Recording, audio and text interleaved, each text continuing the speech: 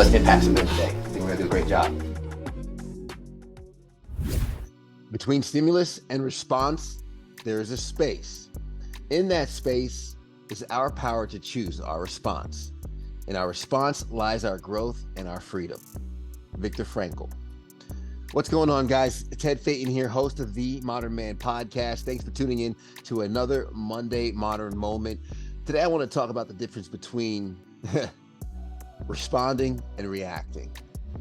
And this is an important skill for anybody who's maybe looking to navigate the tumultuous waters of life a little bit better, but there's value in responding versus reacting.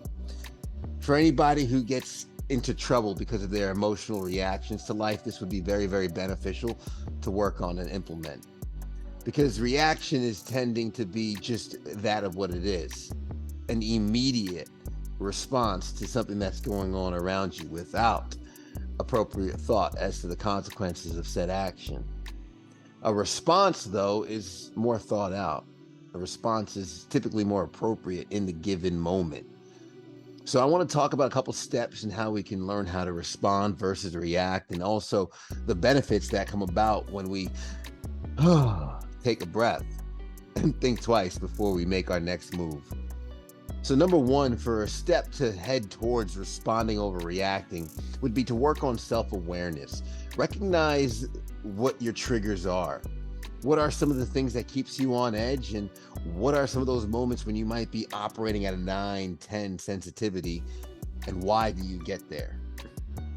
Identify when you might be on the edge or at your triggering points, and maybe reverse engineer the habits, the systems, or the environments that put you in that arena. Pause and take a breath. When you find yourself at that irritable moment, take a breath really quick and just identify and acknowledge the emotions that you're feeling. Why do you feel the way you feel? Help actually connect that with a stimulus. Then try and bring perspective to the situation. See multiple avenues. When you can take the emotion down a little bit, you can objectively look at the environment in which you actually are in. Choose your response. Choose what to do next, keeping in mind the consequences that might come about from that choice. And then practice reflecting after the event. Things are a journey. We go little by little, so don't expect this to be a magic potion that solves everything overnight. Give yourself grace, but revisit how you show up in situations and identify how you could do better the next time. Improve your communication skills. You could de-escalate the situation and maybe better articulate what you're feeling in that moment to actually get your point across, because once shouting comes into play, people tend to tune out.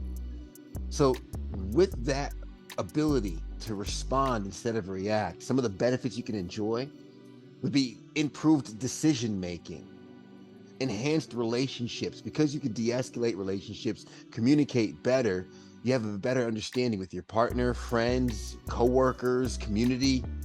You reduce your stress because you kind of bring down your everyday conversations to just a casual back and forth. When you identify those triggers, you can avoid them.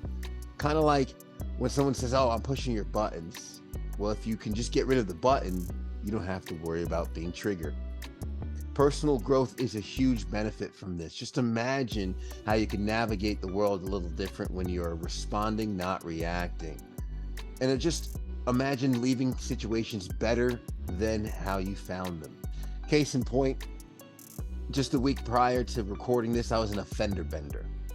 Now, what could have been a bad day and could have been in shouting and a misunderstanding between two drivers turned into just simply, "Hey, I know the situation stinks. I'm glad everybody's okay.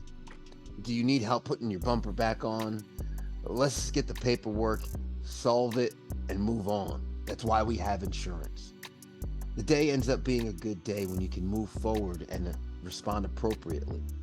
So make sure that you start implementing more of some of those steps, building that self-awareness, taking that breath, identifying the emotion, also identifying your triggers, and making sure to communicate how you really feel in the moment.